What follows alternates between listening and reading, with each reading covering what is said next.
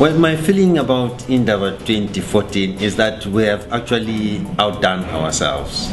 We have fulfilled our own commitment to present a very exciting Indaba 2014. We have fulfilled our commitment to present a Pan-African Indaba.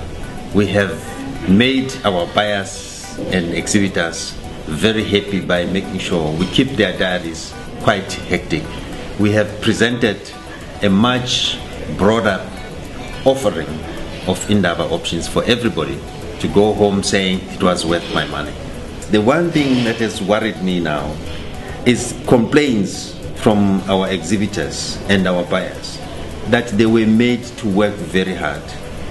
They feel that they only had short breaks for tea and water, and we need to give them breathing space, and I think that's a very interesting problem.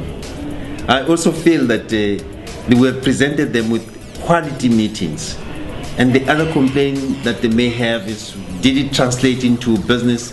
I think that's something they should worry about. We believe what has worked very well this year is the diary management system.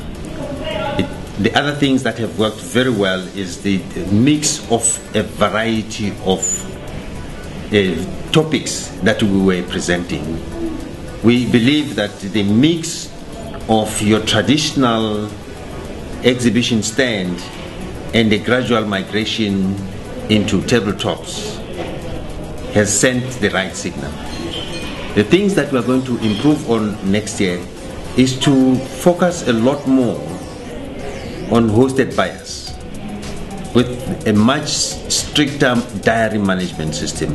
We need a very robust management system to match the needs of the buyers to those of the exhibitors.